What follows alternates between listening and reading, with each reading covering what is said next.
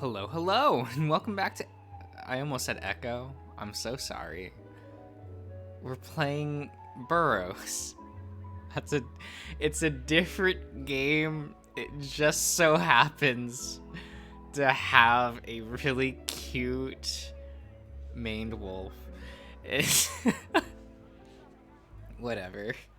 We walked a few blocks and find a public phone booth.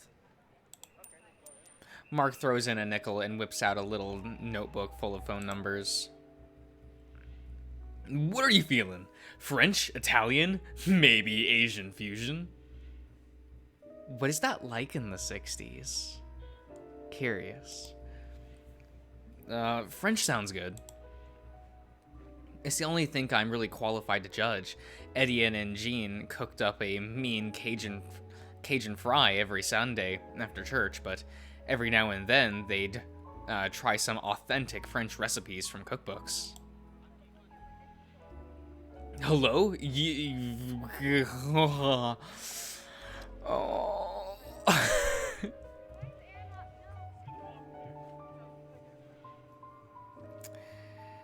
To Google. Oh, I got a new follower. That's interesting.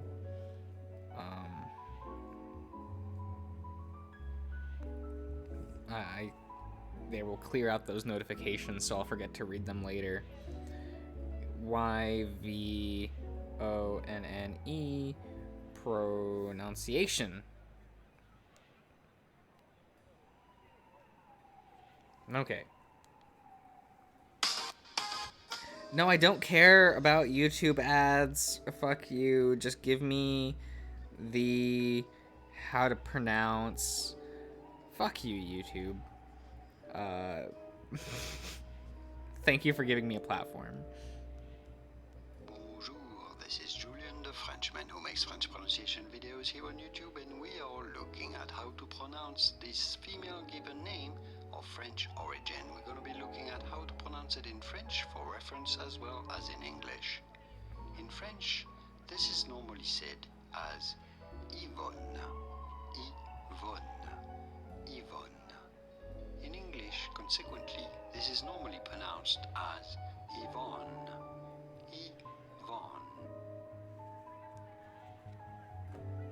Yvonne. Hello? Yvonne's? Yes, it's Mark. What do you mean there's a private party? I've been dining with you for 8 years now. Surely you can find me a... Excuse me? You want to say that one again? Oh, really? Well, up yours too, pal.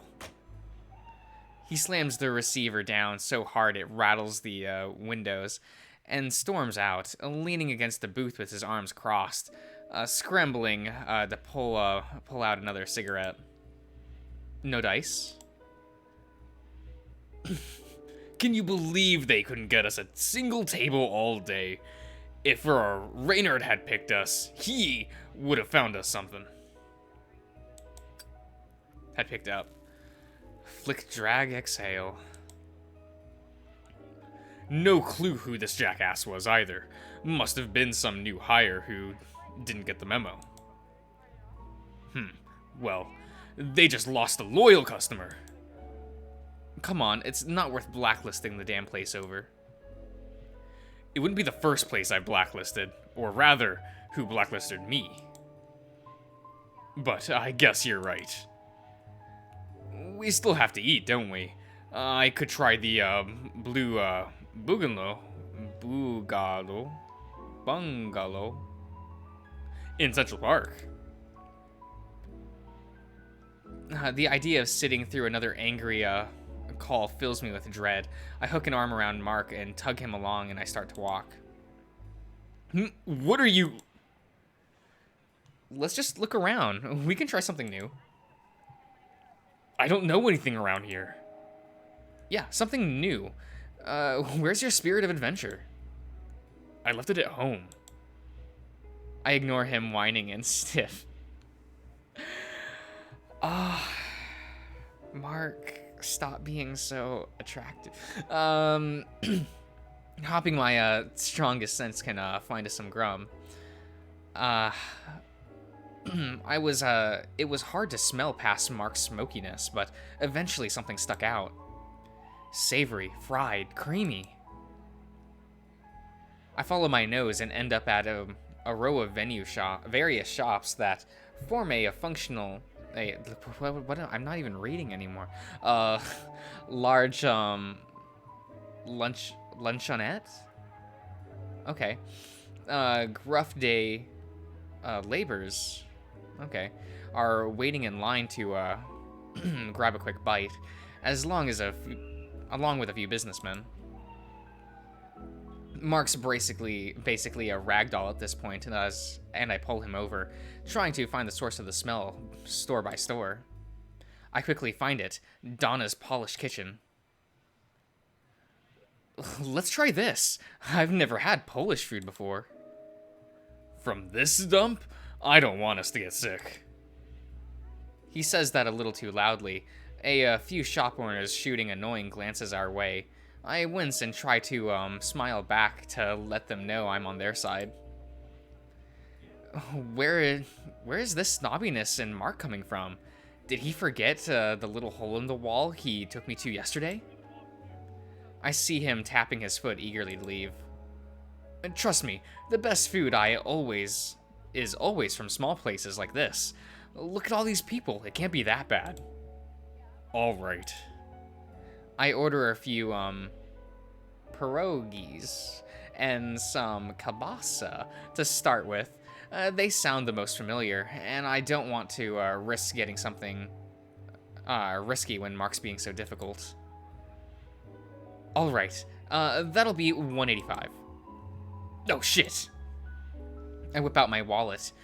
There's about 70 cents and a free drink voucher for Jean's bar that would be beyond expired by now.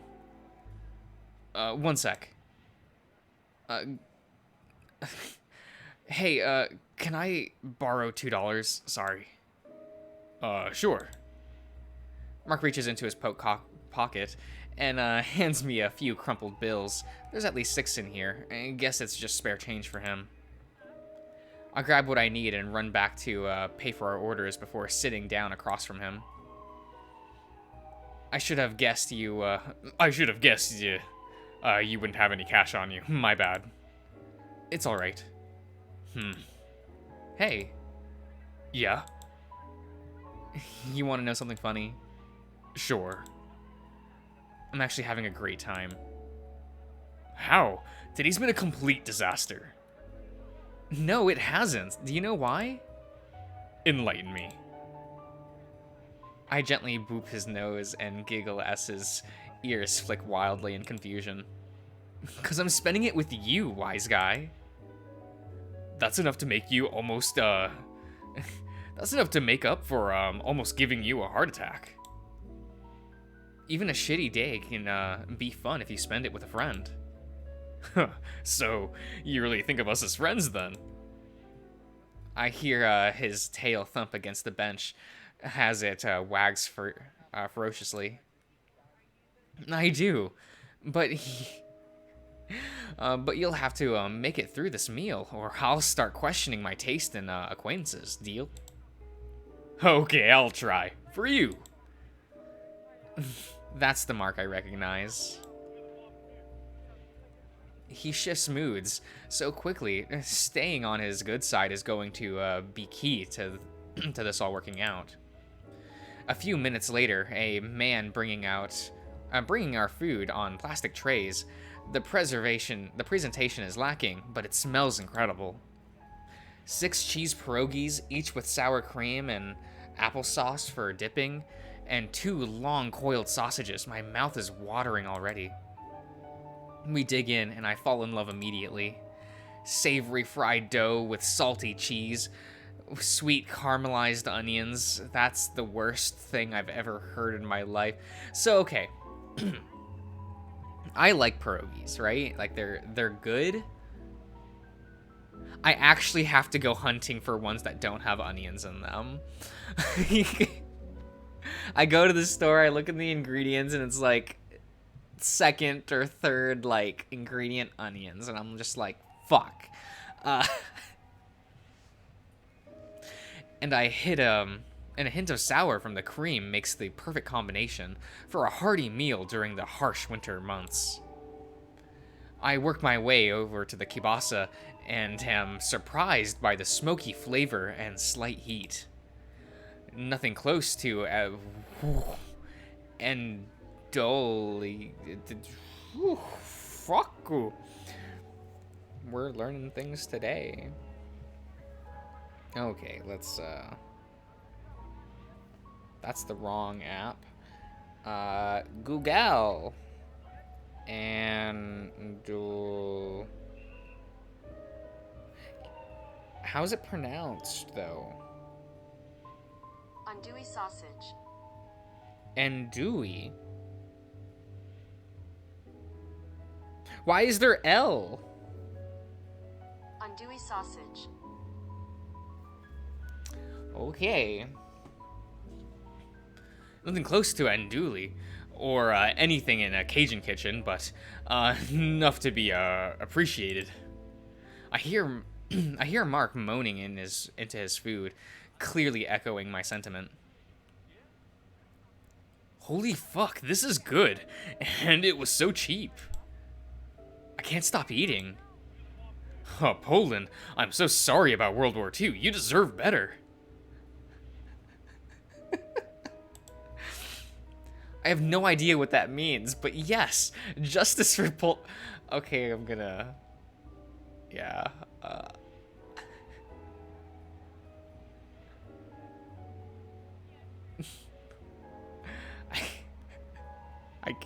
I actually can't deal with this dialogue. It's so good. I have no idea what that means, but yes, justice for Poland. I almost get up to order more, but I don't want to get sick of something so lovely. We quickly polish off our plates and leave the trays at the front. The cashier gives us a knowing smirk, having witnessed our religious experience. I thank him and walk out, bellies full and moods greatly improved. I check the clock on a nearby lamppost and see it's only 4. The light's already starting to dim, and I feel pretty tired, having been on my feet the whole day. I hear Mark yawn and imagine he slept even less than I did, probably having been woken up by me after I wandered to his bedroom during the nightmare. That nightmare. Hey, feeling tired yet? Yeah, a little. Might have been just the food, but I'm about ready to head home. Me too. Your couch is sounding real good right now. It does sound good. I spot a subway station and recall seeing the same line not far from his apartment. Why don't we take the train? I'm curious about the subway. He looks at the station, then back at me, his nose scrunched up in disgust. I don't think that's a good idea. I mean, just about anybody can ride those things. Remember your little encounter with the friendly fasher? It's how most of New York gets around, no? Surely it's... Great, you're with me now. You don't have to put yourself in dangerous situations anymore. I'll get us a cab. But he ignores my protest and walks to the curb. He gets ignored by a few cabs and starts to get pissed off again. Oh, no, oh, Mark. God damn it. I guess it wasn't the cigarettes after all. I thought we made some progress, but all it takes is one little mishap and to set him off. And when he's like that, he says things that are completely out of character. Especially that comment about people who ride the trains. He was speaking so charitably about the homeless yesterday. Now he doesn't want to risk riding in the same car as one. Did he reach out to me for another reason? Was that whole thing an act to gain my trust? I mean, kind-hearted or not, you don't bring strangers home without a good reason. And so readily accept all the odd things I said by accident. Surely that must have set off some red flags by now. 20 minutes pass and the sun's practically set. He manages to finally hail us a taxi after working through a few cigarettes while pacing in circles angrily. Oh. I reluctantly scoot next to Mark as he's sternly given the cabbie directions. I start to zone out, the calm purr of the engine putting me into a trance once again. Mark's voice, now hoarse from yelling, begins to fade out. I don't know what it is about the okay. Wonderful. I walk across the damp, mossy moorland guided by moonlight. It's a cold night, and the fireflies curtsy at me before seem to curtsy at me before continuing their intricate dance. I use my staff to pull myself up onto a nearby ledge. The tiny bells adorned it softly, echoing throughout the clearing.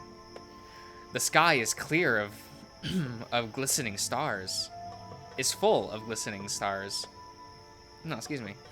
I sit on my newly found perch, gazing upwards at the beauty the Great Mother has provided us with. Suddenly, my whiskers twitch, and I sense chaos rising in the distance. The trees are muttering to one another. Something is wrong. I pull myself up onto my staff and sniff the air. Fire. It's coming from the south, down by the luge? That's a good sign. Wake up, we're back home. Who says this line? Is this inside of Gray's head? I got a slight crick in my neck. I slept a lot harder than intended. I'm surprised Mark didn't wake me up this time. I lazily follow him back into his apartment and sprawl out on the couch, desperate to decompress from the roller coaster of the tour. Mark hangs up our coats and heads to the bathroom, leaving me to relax alone. He hasn't spoken a word since we got back. Is he angry with me? At himself? I hear the shower turn on. Guess I have some time to myself. The clock ticks away, and I feel like a kid waiting for his mom to pick him up from a play date, only I have nowhere else to go. I wish Simon was here. She always knew how to keep things lively, even during awkward moments. She refused to have a bad time and could diffuse any argument. Even the explosive ones with me and Et used to have, she had no stake in our relationship at all, but still took it upon herself to salvage our friendship, even after what I put her through. I wonder if she knew I kept seeing Et after our breakup. I'd get butterflies in my stomach every time we met up with her after sneaking a quick fuck behind a work shed. Partly because I knew what we were doing was bad in the long run. Partly because I knew she thought our friendship was strong enough to keep us together even after our affair. And to think, Christine would have ended up stuck with all this emotional baggage should I have gone along with that farce of a marriage my father put together. I don't want to think about that. What to do? I could always rub one out. Oh my god. Gray. Mark's still in the shower. I don't know how much time I have. I rub my hand over my junk and sink back into the couch, relaxing my muscles and take a deep breath. It feels so taboo to be in someone's living room. Should I stop?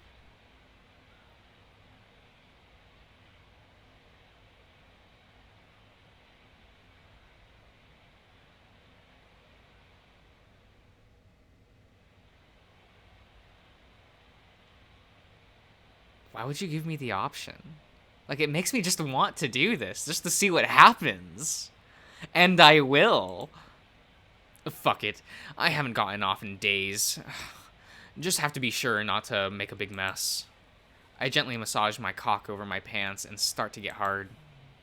The rough fabric rubs against the head, And I and I moan a little, biting down on my other hand to stifle my voice. I'd been depressed for so long I couldn't even get hard when I wanted to. I can finally feel myself coming back to life, my senses returning. Everything feels so intense and new. I rub over it again, and I feel a warm trickle of pre leak out. I didn't want to stain my pants in an obvious spot. I guess I shouldn't lose them. Just as I start to unbutton my fly, I hear the bathroom door swing open, and the plop of wet paw against the linoleum. Shit. I grab a pillow and quickly cover my crotch, just as Mark enters the room wearing a cute little robe again. Whew. Sorry about that. Hey, you alright? Never better. Why? Oh, no reason. You looked a little flustered. Do I? Weird. Did you want to jump in yourself? Water's still nice and hot. Oh, thanks, but it's still a little early for me. I took one a few days ago. Musky critters like possums don't really need to wash head to toe too often. The oils our body produce keep us pretty balanced, and it takes a lot for us to really stink. As long as I wash the parts that matter daily, you'd never know the difference. Of course, that's assuming you only stick around other possums. Edian always said he could smell me from 1,000 paces, and even gave me a bar of soap as a joke birthday gift one year. Which is funny, since he can't keep his snout away from my ass. I look up at Mark, and he nods, seemingly not disgusted at all. Makes sense. Trust me, I'd let you know if I thought you needed one. Thanks. It's hard to argue with how other species will take it. He chuckles and walks over to the kitchen, grabbing some wine glasses out of the cabinet. You're not the first possum I've met, trust me. New York has every species you can imagine. You get used to everyone doing their own thing. He bends down, and I hear the clink of glasses as he grabs a bottle of wine from somewhere. Besides, I enjoy a little extra spice every now and then. You smell good, Gray. I blush and kick my feet against the couch playfully. Well, you smell pretty good too.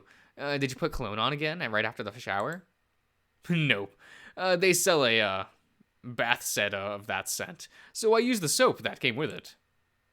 I appreciate his attention to detail. In the animal world, having a signature scent is always good to stick out among your peers. I bet that drive for individuality helps him get to where he is now. Everything about Mark is just so Mark. He uncocks the bottle and sets it out to breathe before sauntering back over to me.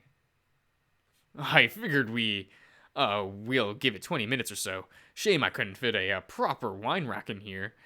But they stack nicely under the sink. I'm not that picky with wine. I left home before I could ever try that stuff.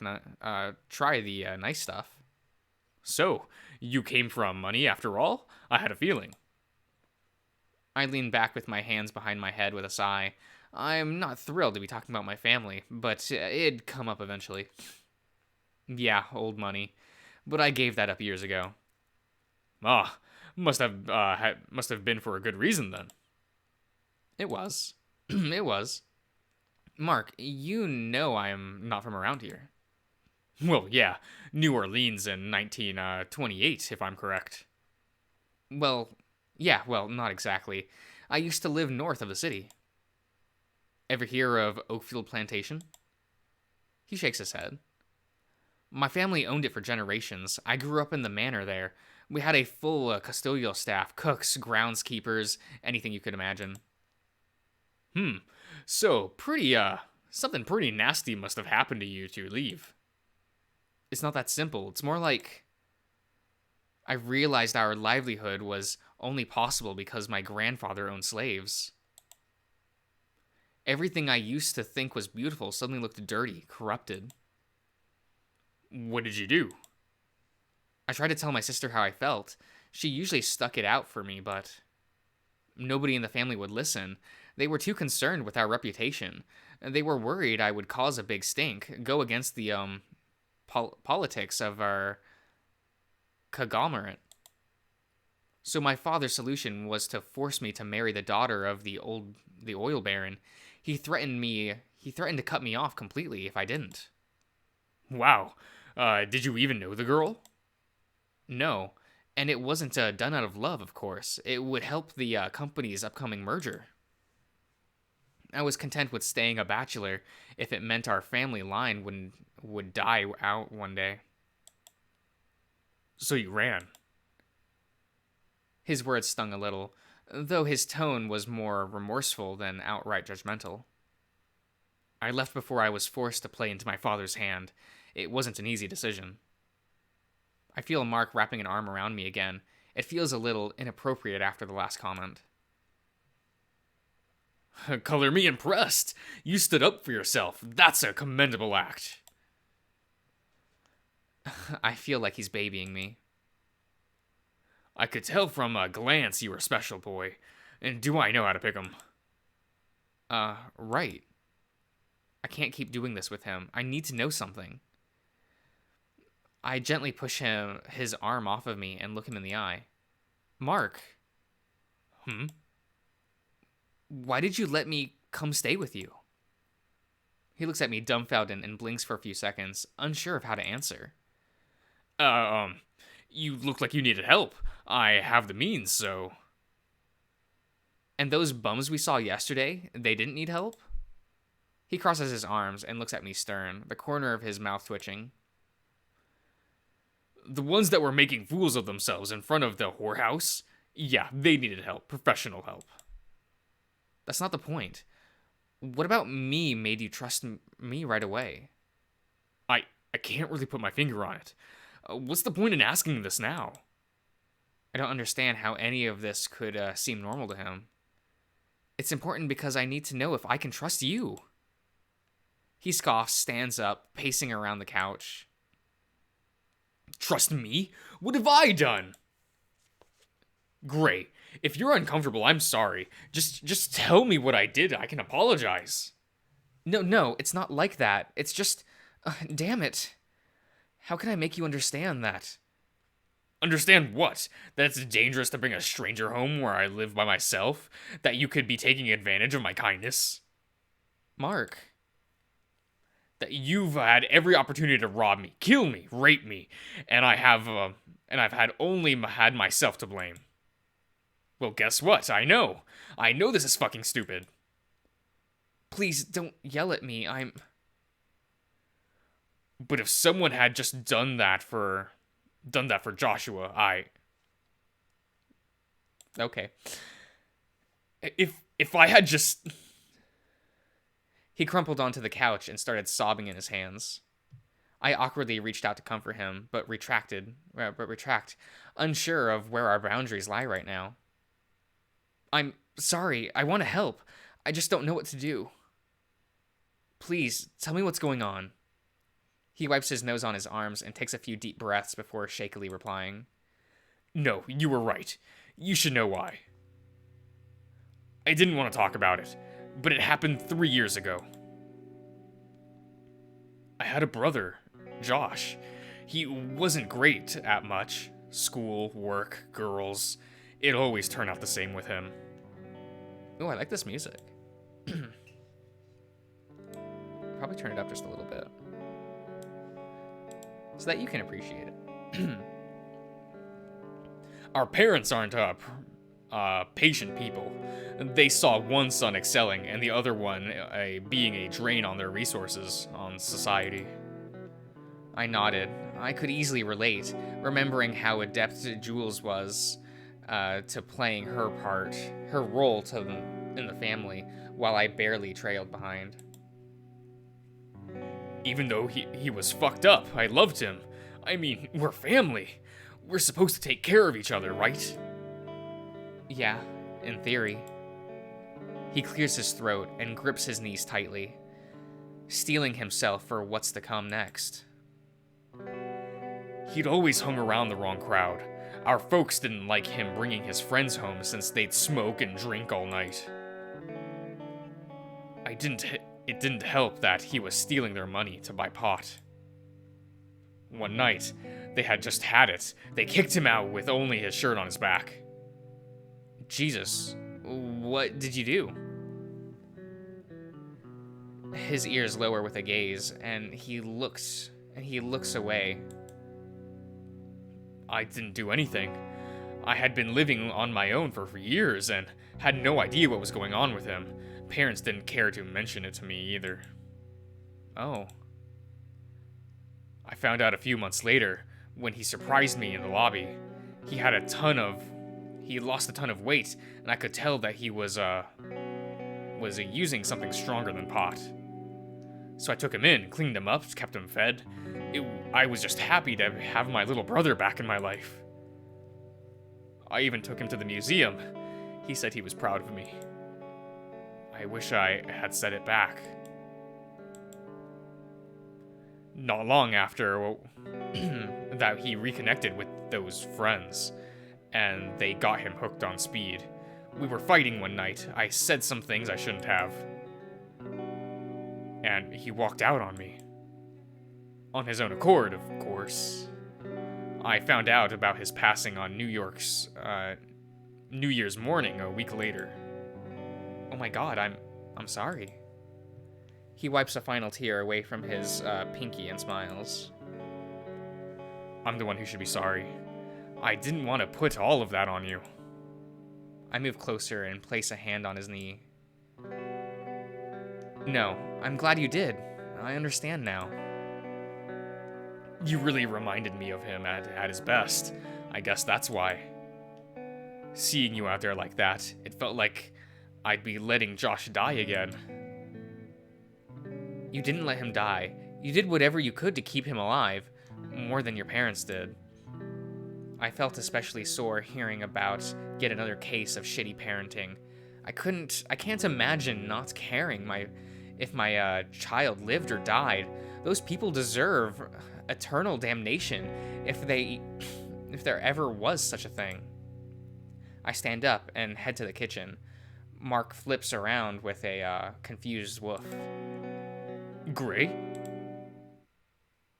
If there was ever a conversation that needed to be followed by wine, it's this one.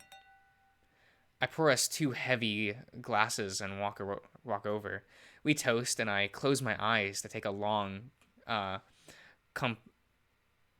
contemplative, yes, I can read, sip. It's fabulous wine, as expected. I hear Mark gulp the entire glass down, and I shrug. It's been that kind of day. Suddenly, he surprises me with a big hug. He buries his head into my shoulder, and I feel warm tears soak through my shirt. I'm so sorry. For what? You're my guest. I shouldn't have made you feel uncomfortable. This whole day was... I gently push his snout up and press my forehead to his, looking at his gentle amber eyes. I told you, I'm your friend, not your guest, Mark. Before I can finish, he plants his muzzle upon mine and locks me into a tender kiss. I taste the wine on his lips with a hint of ash. I'm so shocked that I can't pull away at first. I lean into it, careful not to spill my drink. The fur on his snout is gritty, but not enough to be irritating. His stubby whiskers tickle against mine. His breath is hot, and he moans into my mouth. I place a hand on his chest and grab a fistful of soft, shaggy fur. I slowly move my fingers down towards his nipples, knowing they're hidden in the sea of orange. I felt my target and feel a shudder run through his body. He responds by caressing the back of my neck, using the other hand to slowly unbutton my shirt. Time slows as we make out. His long canine tongue dances with mine, and I feel something that firm rub against my leg. He's getting hard, and so am I. I tap his shoulder and pull back slowly, a string of saliva connecting our lips. What's wrong? Nothing. This is just a little fast. Oh, right, of course. He sits up, straightens his robe out, strategically covering his lap with extra fabric. How embarrassing. The wine must have... Mark, it's okay. I liked it. His ears perked up. He cocks his head curiously. Really? I rub his head, mussing up his mane. Yes, but you're my friend first and foremost. I want to take things slowly and get to know you better before we move the goalposts any further. Yes, I'd like that. I kiss him on the forehead and give him a hug. I haven't felt this way about someone in a long time. What about with Eddie? There's electricity in the air, the thrill of not knowing where this will lead. The sweet moment is interrupted by the sound of growling stomach. Mark's this time. He chuckles and rubs his belly. Guess it's about that time again. I'd say we worked up an appetite. He reaches behind me and grabs a phone. The thick coiled cable hanging around his shoulders like one of a Simon's feather boa. Oh, that's a little loud. I like it though. I think I'll take a note out of your book, pizza. I love you. Oh, I love you. We laugh and order a large pie to go with the drinks. We spend the rest of the night recounting our days between greasy bites of dough and polish off the bottle of wine before cracking open a second. I never expected Mark to be so forward. Maybe it comes with the times.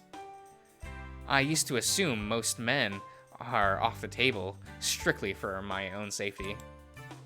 I suddenly feel a lot more at ease knowing I can be myself while staying with Mark.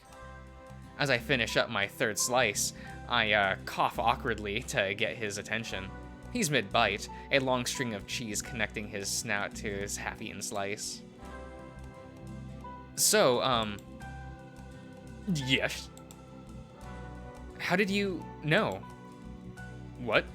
That I was gay? Hearing the word said so casually made me instinctively look around as if someone could be spying on us. Well, yes. From the way those cops talked to us earlier, it doesn't seem like people are any more accepting here. He leans back, taking a deep sip of wine before continuing. Well, I guess the simple answer is I went to college. I know, it's cliched. But once I was able to get away from my folks and spend some time getting to know myself, getting to choose what I want to be instead of what was expected, it was suddenly all so clear. Women just weren't for me. Men were. I see. I'm happy it was simple for you then. Yeah, I mean, wasn't it like that when you figured... wasn't it like that when you figured it out? I tug at my collar nervously. I haven't exactly figured it out. I'm not gay, at least. I don't think that's the right word. He leans in, interested. Oh, do tell. I blush, somehow more embarrassed talking about this than kissing him. I've had relationships with women before, and loved them. Well, loved one. He nods, his tone still respectful. I see, so you like both men and women. Mark, I like everything. There's an awkward pause before he erupts in laughter. I cover my mouth in shame as he laughs. His laugh turns to a ragged cough, pushing it down with more drink. Mark! Sorry, that caught me off guard. I think I understand what you mean. There's a word for it, if it's what I think it is. I stare curiously and nod.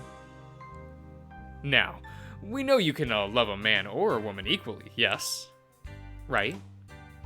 Would you feel the same if you met one who used to live life as the other? I think for a moment. I've never really considered it. Gene was a man, but regularly dressed as a girl, and I found him equally beautiful with either gender's presentation. And I don't think I'd love Simon any less if her bottom half was like either mine or Edian's. Yes, I'd feel the same no matter what gender they felt they were. Then you're a pansexual. Congratulations!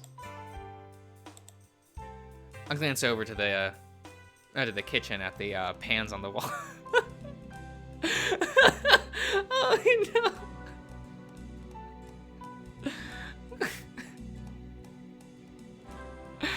That's good. That's good. Not that kind of pan. All it means is that you have the capacity to to feel attraction to or fall in love with someone regardless of their sex or gender. I feel like some final piece of the puzzle's clicked in place. A word I'd been desperate to find. Wow, so I am. I take his hand in mine and hold it to my chest. Thank you. You don't understand how long that had bothered me. He smiles softly, rubbing my chest gently. I'm glad, but remember, a word is just a word. At the end of the day, no one term can truly define you as an individual, Josh. Gray. That's what I said. He chuckles and coughs up a wine burp before he takes our glasses over to the sink.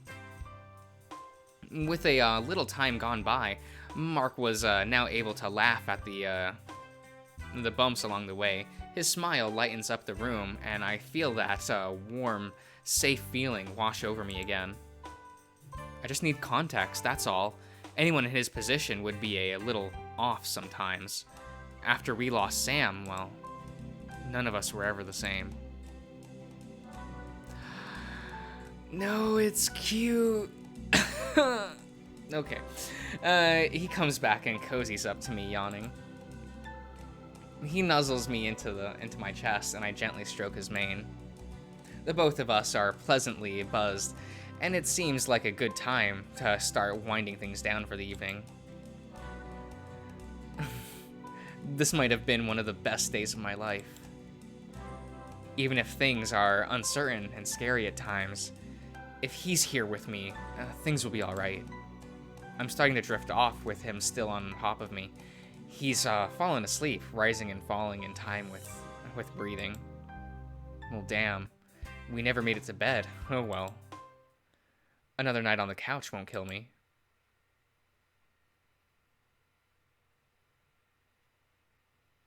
Oh. Ah, young love. You love to see it. I don't remember what voice I gave Virgil. Damn it. Oh. You're going to leave them be for tonight? How generous. Who the? Oh. It's just you. I figured they earned a good night's rest before things get... Well, it wouldn't be a fair game if they were plum tuckered. Now would it? If you ask me, it's still quite unbalanced. But that's what I've come to expect from your playstyle. Careful now, boy. Come now, 'tis was a joke. I'd like to make a wager then. All right. Let's hear it. I'm betting that the possum will fold early. Really now? Are you, are you sure you want to bet against the house? Especially after you worked so hard to win your own. I have a condition. What? Give me a piece of the board. Ah, I see now. That would be mighty interesting, would it?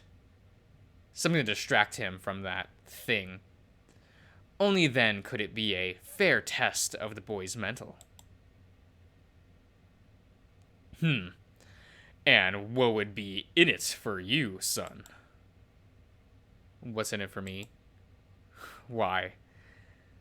To let me pick it apart and examine its contents, piece by piece.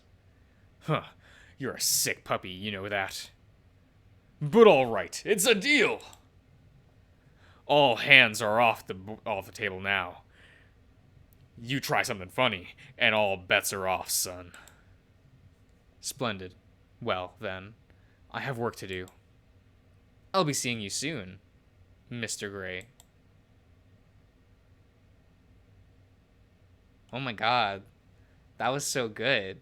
What the hell? I'm so interested. I didn't think we would be getting scenes with Virgil outside of, like, Gray's perspective. You know, I'll go back to the main menu. That sounds good for a bit, just a little bit of discussion time. You know. Oh, that was so nice. I really like Mark. He's super cute. But I'm so interested in everyone. Like, will I have a potential shot at a relationship with everyone? Like, what's gonna happen with that? And then, of course, there's the mystery plot. Like, what's the game? What's, like, Gray fighting against? How is everyone connected? I'm so interested, guys. It's so interesting. And Virgil seems like such a fun villain. Like, I'm kind of not used to, like, a villain in these games, right? Like, Echo doesn't really have a villain. Smoke Room doesn't really have a villain. It didn't feel like... I didn't finish Adastra, but it doesn't feel like one there. I know those are all Echo Project games, but you know what I mean. But, like... Oh, it's so neat. I'm looking forward greatly to the next build, but I'll see you around, everyone.